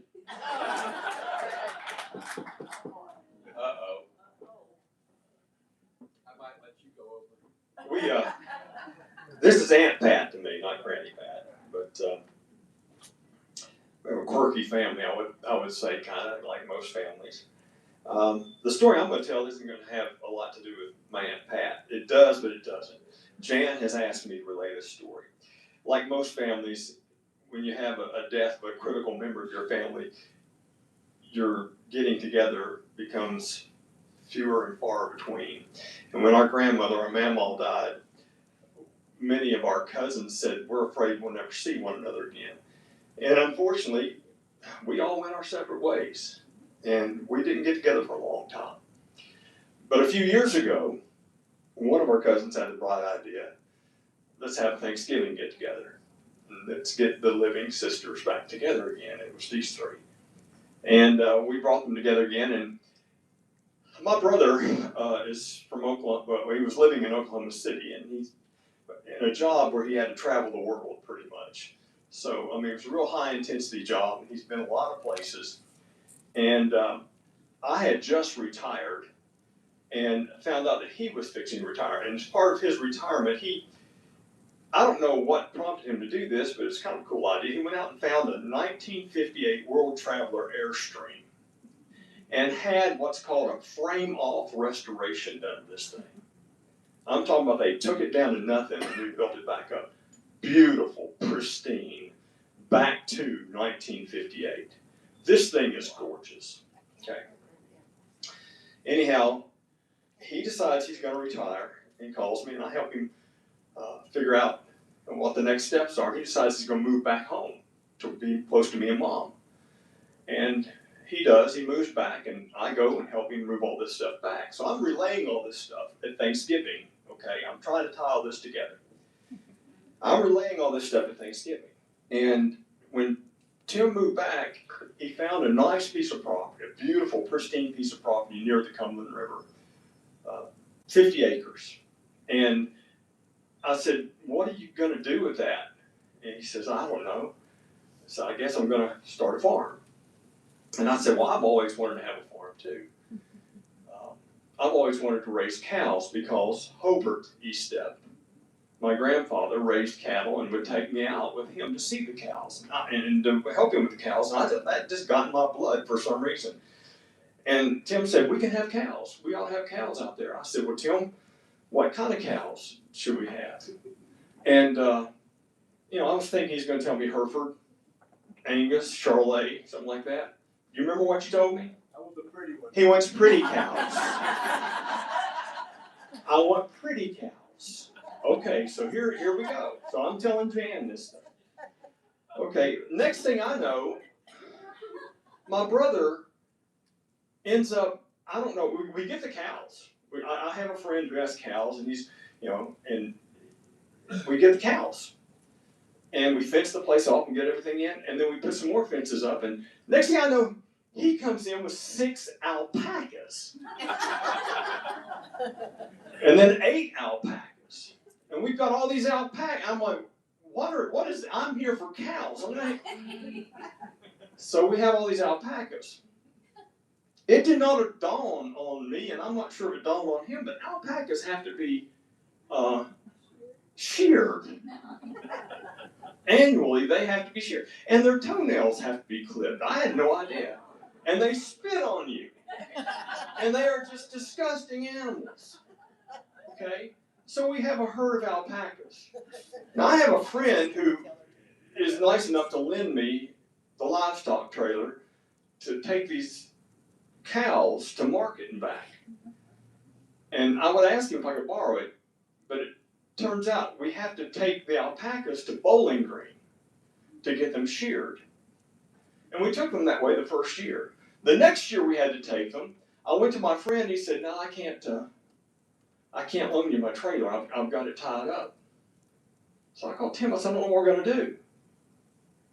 We show up in Bowling Green, Kentucky, in a 1958 World Traveler Airstream that has 8 alpacas in it.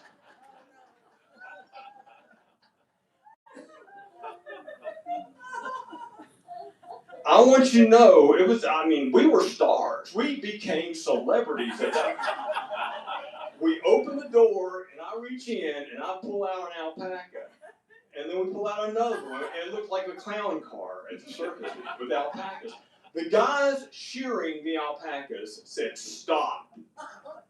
And these guys are from Arkansas who came there and said, we got to get a picture with this. We've never seen anything like it. This beautiful, pristine, perfectly restored Airstream Taylor. And here we are getting them sheared, we get them sheared, and here we are loading them back into that. But that's how we got them there, in an Airstream Taylor. Now, fast forward to now, the learning curve has gotten a little less severe for us. And the alpacas are all dead. Now we're just trying to keep our chickens alive. But that's the story I told Jan, and Jan told me, said, "You've got to tell that at Humorous."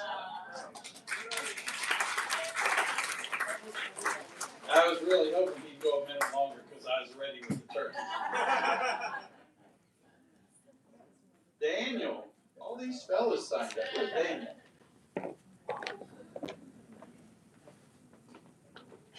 Daniel's here.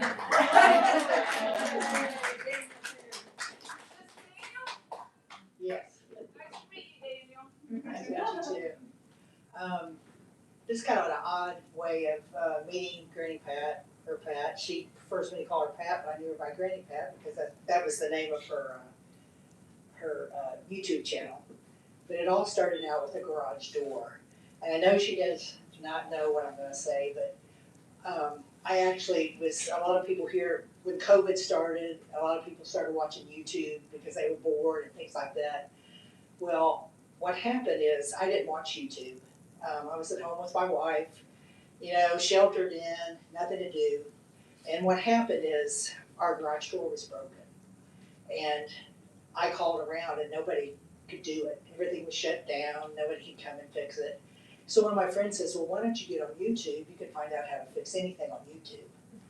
So I got on YouTube and fixed our garage door. And I started watching it and I got hooked on it. And in my background, I retired from the federal government, but I had a business called Big Dog Motorsports. You know why, I'm big. So Big Dog Motorsports. And so I was a car guy and I did everything automotive. I loved it and traveled all over the place. And so I was really just watching YouTube videos about cars.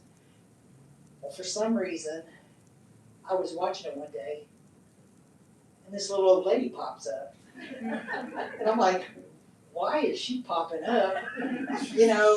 But then I looked for a minute and she reminded me of my grandmother.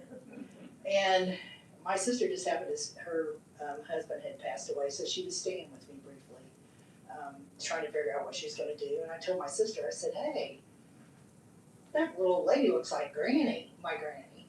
And I said, "She kind of reminds me of Mom." And I said, "Well, let me just click on her." So I did. And we sat there and we're like, oh my gosh. So months went by and I started watching. I went all the way back to the beginning. But the one I first saw her on was when the pantyhose, I don't know if you see that. And I said, "She's pretty funny. She's really cool." Well, the more that she talked about everything, I realized she was from Lexington. And I thought she was, because all these landmarks was Lexington. And I live in Lexington. So finally, I felt this connection with her, and it's exactly what all of you have been saying. It's from the old times, of good times. I lost my parents several years ago, and she reminded me of my family, and a lot of things she told us what my family's history was as well. Since we've gotten to know each other, that was like 2.5 years ago, since we've gotten to know each other, we have so many similarities in our families. Left-handed. Yes, we're both left-handed, and we both worked at the same places, but 20 years apart. And some of her family's history and her wonderful sisters and family are here today, which I'm glad to have gotten to meet you. Got to meet Jan as well, and her husband, and now Jessica. But everything that we have done, we've gotten into all kinds of shenanigans. And she's like my mom, and she reminds me of my granny. But we've become friends. I'm 67, so there's 23 years apart. But we are best friends, and we do things, and she told me recently, she says, I tell you things I've never told anyone. And I'm like, why? She says,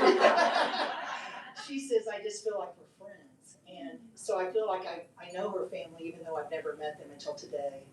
And she's a wonderful, wonderful person. I feel so honored to get to know her. I don't want to get upset because I'm tenderhearted, but we have really had a fun time together, and I'm just glad to have known her. And Jan, I've got to know her pretty well too. We talk as well. And I'm so happy that you're here. It's your 90th birthday. Happy birthday. And I love you, Pat.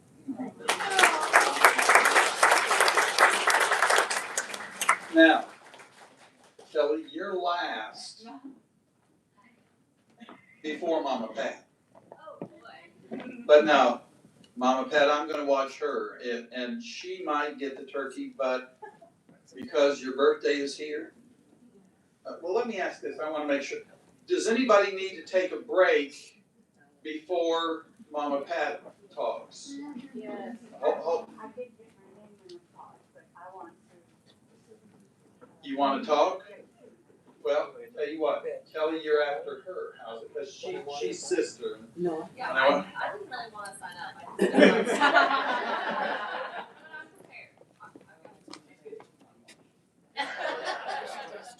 You wanna sit or stand? You can, Oh, I'll stay over here.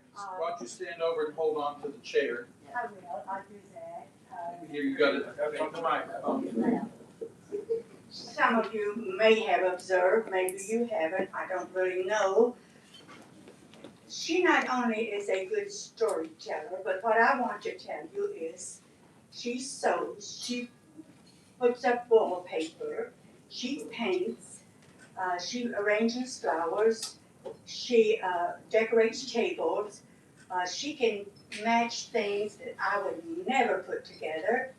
But when she's making curtains or dust ruffles for her bed or chair covers and things like that, she just has a taste for materials and things that I would never think about. So when I need wallpaper or something, I always get Pat to help me pick it out. There are 7 girls in our family, and I kind of think she got all the talent. I'm not sure, but anyway, she does a lot of things besides storytelling.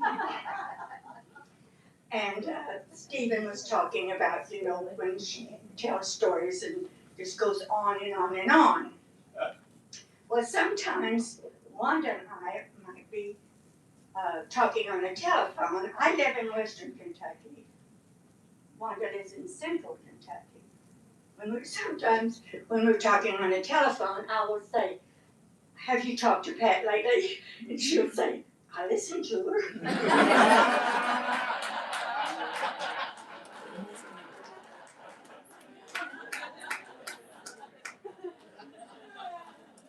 Now, as Kelly gets ready to come, I'm gonna tell you, we love to tease and kid, but y'all know we love her. And here's what I'm gonna do. If I don't have to squawk Kelly, I'm putting away the turkey just for you. But I don't have a story to Uh-huh. We've all seen that on your videos. Can I come stand by you for comfort? Okay. Hi, I'm Kelly. I'm also not a storyteller. I'm an accountant. I think we have fellow accountants, but Jan told me that I had to tell a story, so I'm gonna do my best. I'm also tenderhearted, so I will cry through. But bear with me. So I moved to Lexington in 2013, and my first week on the job, Lou Jones, general counsel at Tempur-Pedic, said, "What are you doing on Friday night?" And I was like, "Oh boy, nothing. I don't have a friend. I don't know anyone here." I didn't say that, of course. I was just like, I mean, I don't really know. And she's like, want to go to dinner? And I was like, yes. And she took me to Midway, to Heirloom, and we had a lovely dinner, and I was so happy. I was like, I have one friend. But then pretty quickly, it was about a week later, Jan, who worked for Lou, heard me talking about how I had moved into this house. It was I moved from Atlanta, Georgia to Lexington. I didn't know a soul here. I moved from a very small condo to a 3-bedroom, 2-bath house with a large basement, which we can get to later, that had a she cave, which I didn't know that I needed a she cave, but Granny, Pat, and Jan, we'll get to that. So I had this huge house by myself on a golf course in Chevy Chase in Lexington that I needed to decorate. And Jan heard that I had had dinner with Lou, and Jan said, what are you doing? And I said, well, I'm gonna work on decorating my house this weekend. She's like, where are you going? And I was like, I don't really know. And she was like, you want me to come? And I was like, sure, I would love that. I don't know anyone here. So Saturday, Jan's like, I'll just come to your house. And I'm like, great. And at the time I'm living in, a corporate apartment, but needing to furnish this very large house. So Jan shows up and we go to all the antique malls, Jan introduces me to things that I didn't know anything about, antiques. She tells me where to go to buy everything I never knew that I even needed. So fast forward, Jan and I've done this maybe like 2 or 3 times. And we had established a relationship to where, like, when Jan would call me, I would answer. I don't know if many of you have that relationship with Jan, but when she calls, it's usually like, I need to tell you something, I need to tell you now, and you're going to answer the phone. So she calls me, and I answer, and I'm at home, and I'm like, hey, what's up? And she's like, someone is about to be at your front door. And I'm like, oh, okay. Who is it? And she's like, it's my mother. And I was like, oh, okay. And there, knock, knock, knock, there's Granny Pat. And I'm like, hi. And I'm just thinking, and she's like, Jan tells me that you're trying to decorate your house. I was wondering if I could come in and take a look and help you. And that was the start of our friendship.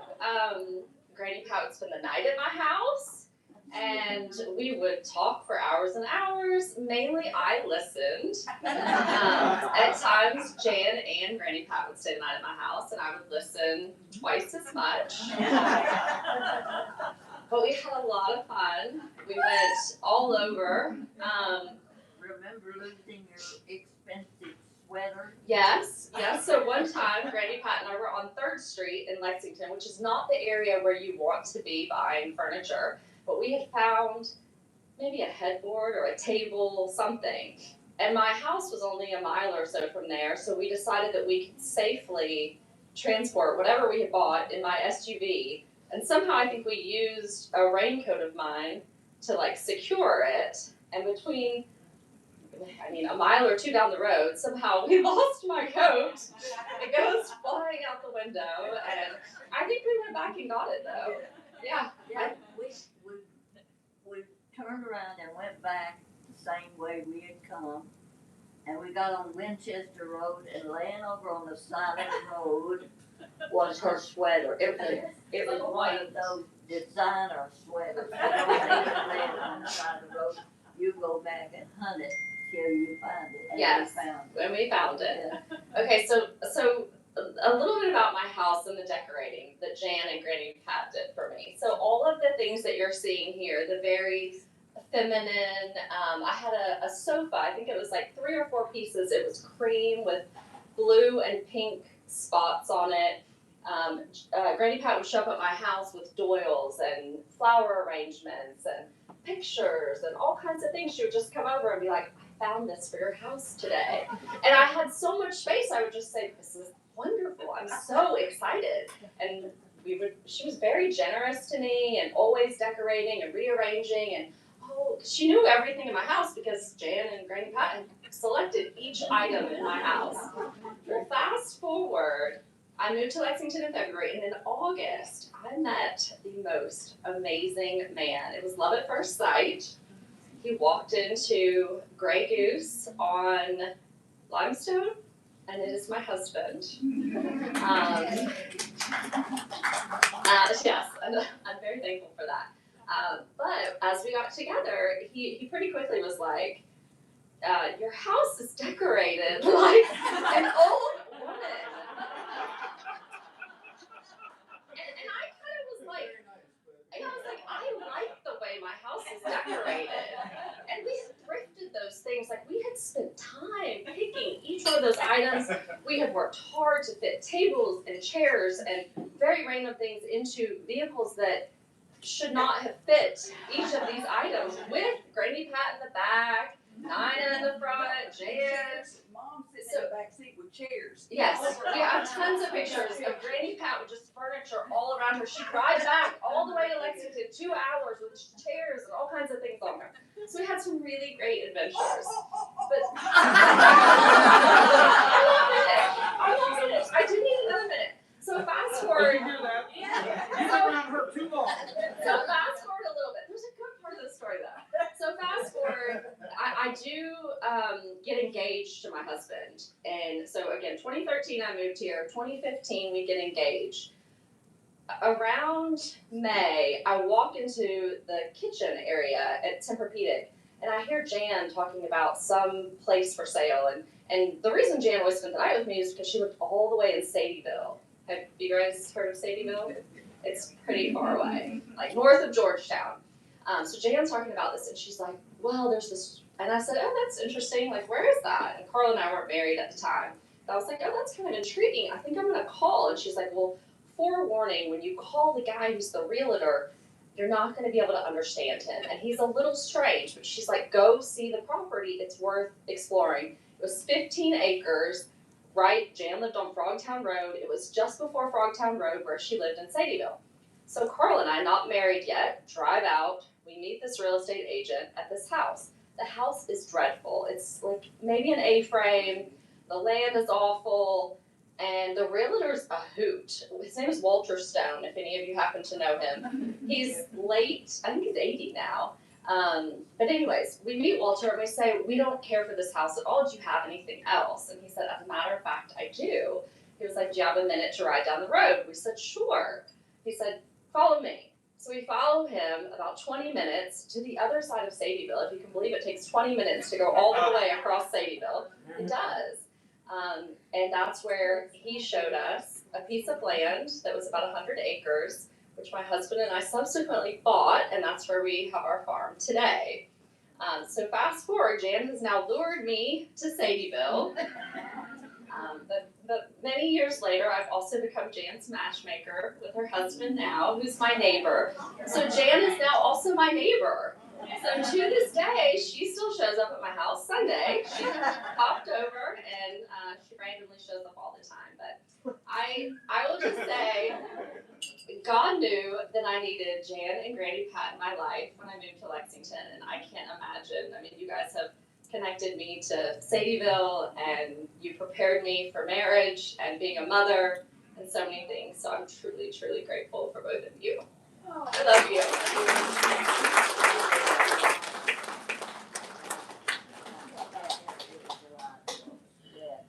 Now, we do have one more, but I can't hardly read what his nameplate is. Hold on. Oh, Tim! And after you, Mama Pat, Granny Pat takes over. Thank you. But I watch it.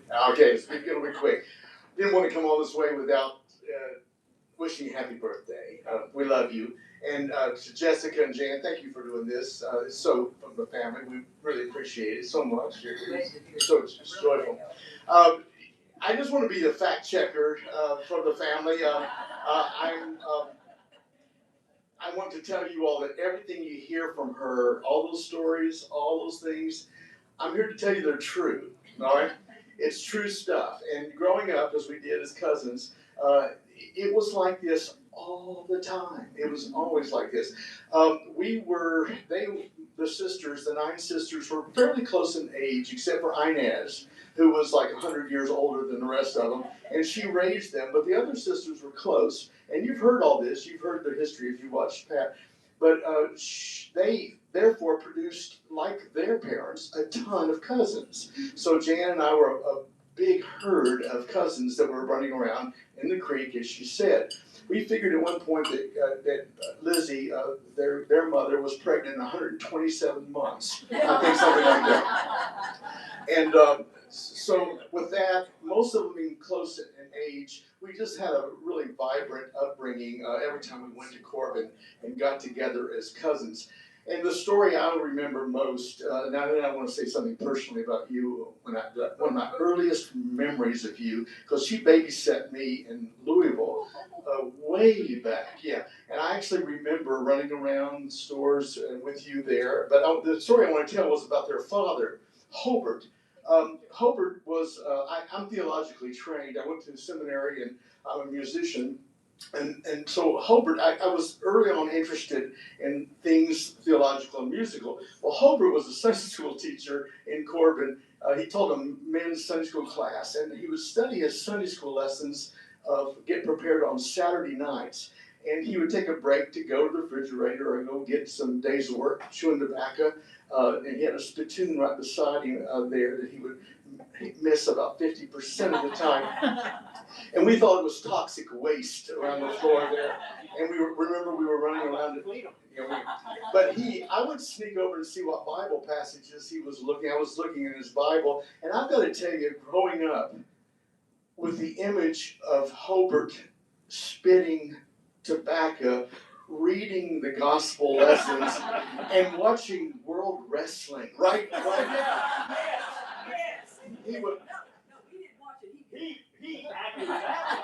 He was like Rock'em Sock'em Robot, and then he would turn over to chapter 3 of John and read and exegete the scripture, spit. And what that did to my theological upbringing, I still don't know how it influenced me, but that was the zoo that we lived in.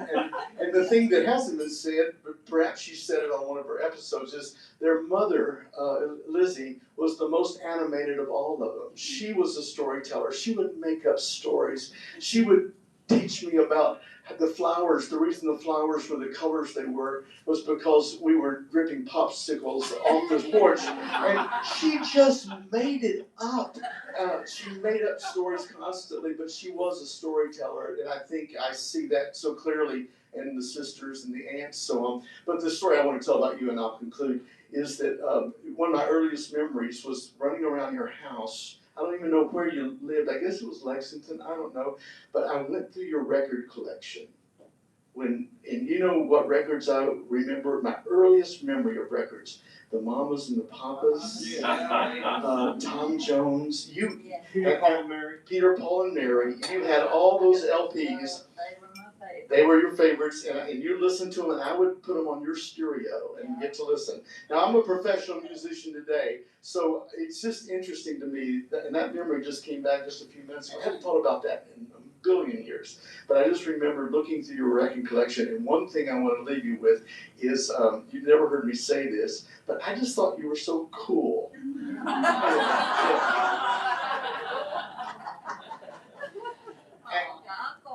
All right, we'll go with that.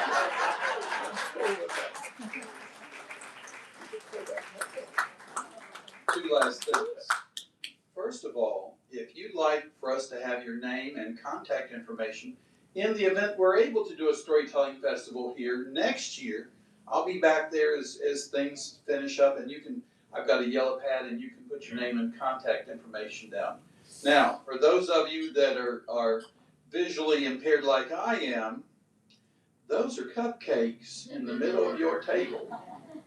I don't know how you're going to take them apart, but I'm told you can eat them.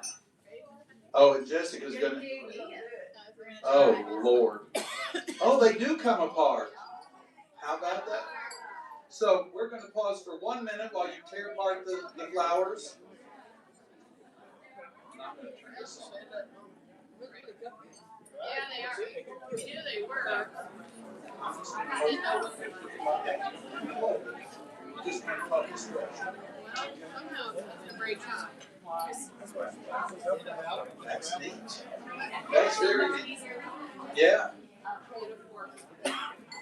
Okay. So Mama Pat is taking a break while you all have your flowers. While she's going to the potty, does anybody have anything they'd like to add for 1 minute? Raise your hand. No? Jan? Do you want to tell us when Granny Cat's finished? I'm going to have you take over. Is that all right? I don't want to tell everybody goodbye.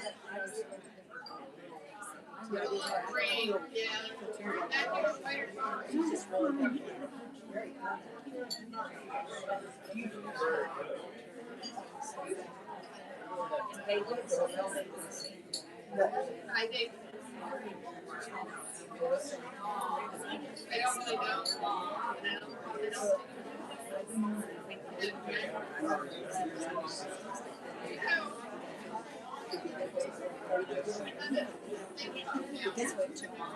Excuse me. The old sister, the older sister might say so. But I've spoken to several of you, and I'm so happy to see all of you because it just makes me so happy that you thought so much of Pat to drive so far. So many of you have come many miles, and I'm just so pleased that you thought enough of her to come to this her birthday party. And I know she is too. I know she's just delighted that you're all here, and so am I. Thank you. So that's yours. Now, fellas, I don't know if you know it, we haven't been in the women's restroom. They have free black cloth hand towels in the men's room. They're free, just take them. I have a niece that's getting married end of May, and I got a set of 12 now for her. So, any last words about my butt? Oh, I forgot that. I tasted one of these. Y'all don't know this. I tasted one of these earlier, and I will tell you, those were so good. My tongue hit my forehead so hard. Jessica, do you see the circular scar right there? Yeah, and Tim, you're a religious man. You see the circular scar right there? Yeah. My father can beat your father at dominoes. Those were so good. My tongue hit me right here, and I'm scarred for life from that. Okay. Beware of the E-steps. You know, I went to school with a bunch of E-steps at Oneida Baptist Institute. The other ones. But here's what Daddy told me down there, to be careful who I dated, because if I married somebody cousins to me, we'd have tater-head babies. And I didn't believe that till I saw some of you and realized that maybe you all intermarried, and there's some tater-head babies here, Tim. Well, I hear you. Yes, ma'am. You got to come up right here. Just come to right there. I'll hand you the. I just want to acknowledge Jan for what she's put together. This is the most incredible work I've ever seen. What a fabulous job she has done. Make sure we give the credit where credit's due. She does such a great job.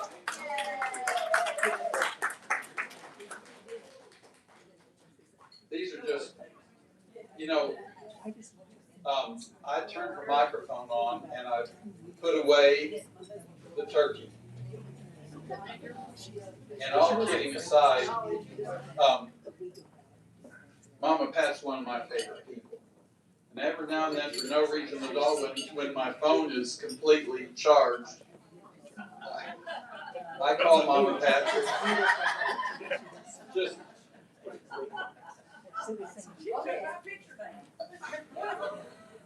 she is a mean woman. But sometimes when my phone's fully charged, I just call her, and when I'm traveling especially, I call her just to talk to her. And yeah, I did make her famous. But, you know, yeah, the first time she ever told stories publicly was Cumberland Falls. My neighbor agreed. But you wouldn't be Granny Pat. Good point, that trumps. That trumps a lot. Thank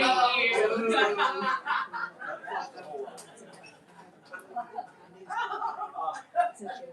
Yeah, but she wanted me to do mouth to mouth. See. Yeah. Good job on that one. Now, Mama Pat, you're messing with your microphone. Just there. I know, there you go. So you all, this is the main event. Can you hold this? Okay, stand up. Main event, give a hand to the birthday girl, Granny Pat.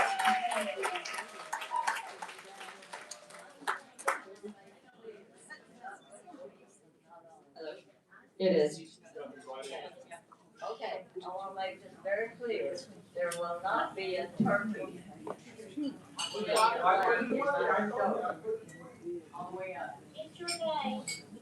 I'll be surprised in my mouth. Yeah, I think you got to. Am I okay now? I'll try to keep it. If I can remember my story. Let's give it the other. This gonna work? There you go. Y'all wanna make sure you hear me? Okay. Jan and Charlie haven't been married as long as you might think. Just cause you got white hair doesn't mean he's not a spring chicken, let's put it that way. Anyway, I'm gonna tell you about. Sorry, folks. Battery's running dead. He's a handsome devil, won't it? Yeah. What? He's a handsome devil, won't it? Yes, he is. You're running low on battery. I am now confining in a. Well, I can still talk, can't I? Yeah. I'm in search of a plug. You got a portable charger? Okay. No. I'm going to jump into the story because I'm going to have to leave a little bit out. I'm not going to include Nana in this story, but she's definitely, well, we'll just make another story out of yours. Nana and I travel well together because neither one of us know directions. And sorry, folks. And we may end up in a holler somewhere, but we manage to get out of it. We always make it back home, no matter where we go or how long it takes us to get there. And we went to visit Jan when she was in her other house, living by herself. She said, just turn at West Gate. It's on a fence post there. You'll see just where to turn. Okay, no problem at all. Now I wouldn't drive out to Jan's house because it's in Sadieville. If you've never been to Sadieville, you don't even want to go. So anyway, we thought we were going to get there. We drove and we drove. Now we've gone too far. I know we've gone far. I don't remember ever seeing any of this when I came out with Jan. We went 3 miles past Jan's house and had to turn around and come back. Okay, that was that trip. Let's move forward a little. Jan and Charlie meet, and that's due to Carl and Kelly. Yeah, they were the ones that introduced them. Okay, they have a beautiful, big white house out in Sadieville country, and you can stand at their house and look over a hill and another hill, and you can see Jan and Charlie's house.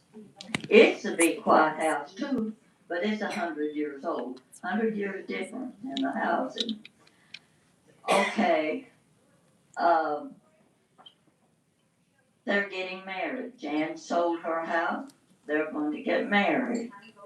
They're going to have a home wedding. Charlie's family, some of them come up from South Carolina for the wedding. Jan's friends are there. Now, I've never been to this house, and neither has Lou Jones been to the house, but she's gonna do the driving. She also had a GPS, you know, you can get anywhere with a GPS, you think. Not unless you go to Sadie'ville. We get off Interstate 136, down the hill there. You can see the Sadie'ville sign, but Sadie'ville's a long word. And she started driving, I'm thinking she should turn left there. No, she said, Jan said turn right. Well, I'm thinking she's wrong, she's wrong. We drive and we drive and we drive and we drive. We're not getting anywhere. Well, I said, why don't we just go back to the beginning and start all over again? No, she wasn't willing to do that. She's gonna find it.